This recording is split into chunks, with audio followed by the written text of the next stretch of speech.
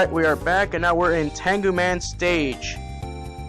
And right off the bat, it's an auto-scroller. So great, you don't have that much time to waste here. As soon as you start the stage, switch to Wave Burner immediately to take out those annoying enemies, the cloud enemies that could latch onto you and prevent you from going anywhere. And typical Mega Man fashion, they always put a 1-up because they know there's shenanigans up ahead. Alright, so pretty much we got through the hard part of Tangu Man's stage, which is that puzzle right there. With Mega Man, it's a nightmare going through that area, but I've practiced this game so many times when I was recording it. With Mega Man, it's really not that much of a problem. I just slide jump. Gotta do it carefully though. With bass, it's easy. But I don't feel like platforming today, so I said, you know what? Treble, get out here. Let's fly. Yeah.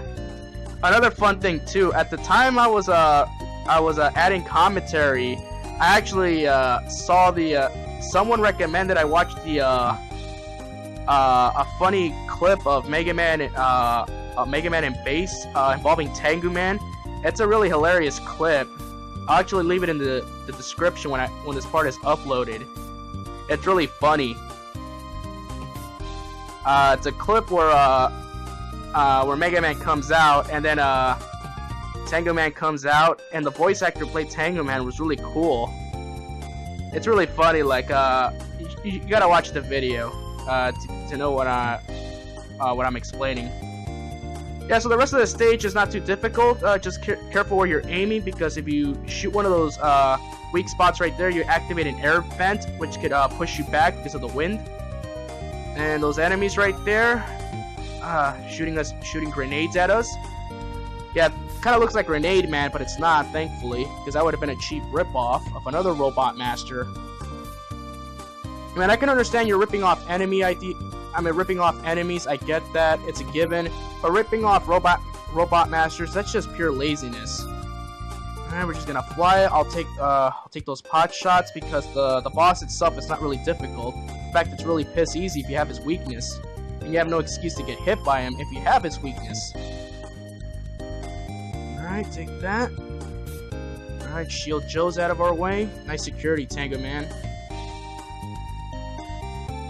Alright. Yeah, so the item I have right there is the critical damage, which means that if I'm ever at critical, which is 7 HP or below, your attacks do double damage. So it's just think third generation Pokemon. Like if you have abilities like Overthrow, Torrent, or Blaze, you'll get the reference. Like it powers up your moves, but only if you're at a weak point. Yeah, but Tangu Man, like I said, it's so piss easy. I beat him without taking any damage. Alright. Oh, Tangu Man, you get defeated again. And by defeating Tangu Man, we get the Tangu Blade, which is a melee weapon, which is unique. It's unique because in the other game it was a Tornado Hold, which was a multi-purpose weapon, but oh well. Alright, later. Alright, now we're in Magic Man stage. And in the background we have a carnival. Lovely. Alright, so Magic Man stage. I have one word to say this stage. Fuck this stage. If you're Mega Man. Just saying that right now. I know I should be really saving the cursing for the Mega Man part of the story as opposed to bass.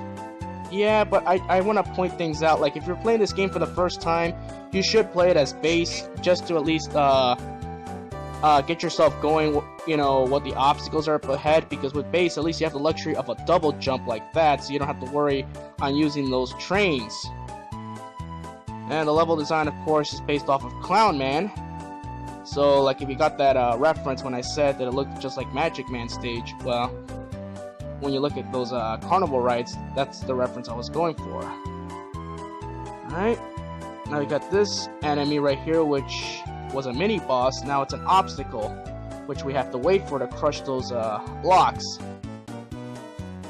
Alright.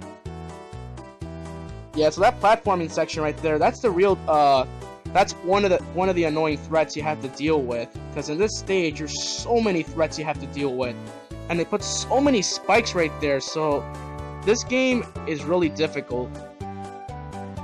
Alright, so right here we use treble boost just to avoid all this. For Mega Man, we gotta do it the old school platforming way, but you'll see that video at a later date. Right now, base is gonna do it the quick and easy way.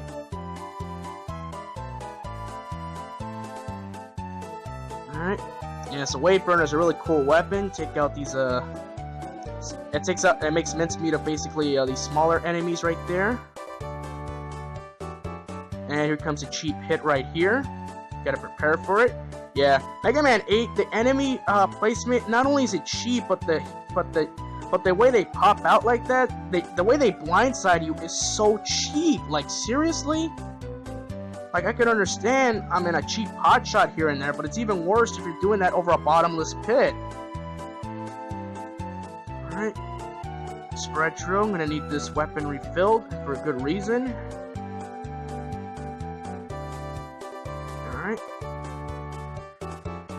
Yeah, so Magic Man stage, I mean, the theme is catchy. And of course we got this pain in the ass gimmick from Clown Man stage. This is something they really have to bring back. The only difference is in this game it's actually more of a threat than in Clown Man stage. Why am I saying that? Because of this part right here. Because you gotta do some tight platforming. And those spikes take a good chunk. Those spikes are not instant death, but they take, I believe, like 1/5 of your health if you get hit by it, or 1/6, I don't know. But we're base, we can just fly all over this. And plus, base has the luxury of a double jump, so you can plan ahead better that way. But with Mega Man, you gotta do it the old school, slow and steady way. Alright. Alright, use Ice Wall to take care of these enemies here. Got a free bulb. And there's a CD right there hitting. And that was by complete accident. And now we're at the boss itself. Alright, its weakness is Tangu Blade. And the reason I don't want to dash is because when you dash as base or Mega Man, your Tangu Blade activates as a melee weapon and you waste ammo doing it. So that's why I didn't want to do that. I save that ammunition for the boss. Because fighting these bosses with Buster only or Base Buster only is a death wish. Well, unless you get the Super Base Buster or the Charge Mega Buster shot, where you can shoot Buster shots a lot faster. But if you're just fighting this with your default weapons like that, no, you have to use the Robot Master's abilities to have at least an easier time. And Magic Man can be kind of a troll because those magic cards could grab your health and he can refill himself with energy. Alright, but he's already dead. Alright. And now we get a real cool ability, the magic card. A very mandatory weapon for farming bolts, and I'll explain more on that in the next part. Peace. Alright, this is a bonus part. I hope you enjoy. It's a bonus part on how to farm for bolts. So basically what I'm going to show you is that you need the magic card and the energy saver in order for this trick to work. Well, you don't really need the energy saver, but it helps a lot because you can fire more magic cards off. But you need magic card for this trick to work because these drills right here, if you shoot them with the magic card, it spawns bolts. A high percentage chance of getting bolts, and this is the best way to farm for bolts because, like I said, in this game, you're gonna need everything at your disposal. So this is the best way to farm for bolts, the quick and easy way.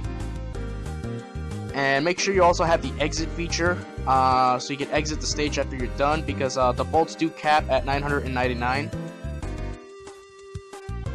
So make sure that if you're capped at 999, you exit the stage, go to auto shop, buy your upgrades, and then come back to farm for more bolts.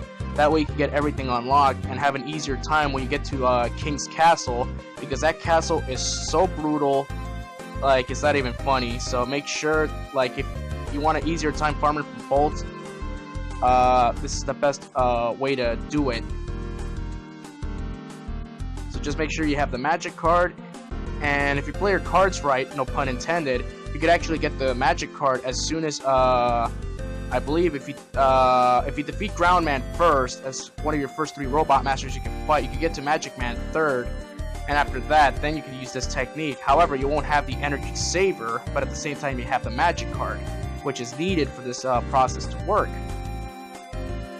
So, like, you want to have a lot of cool items unlocked from the unlocked to make your journey a lot easier.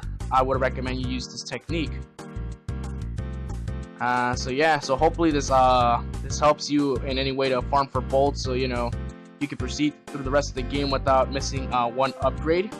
All right, peace.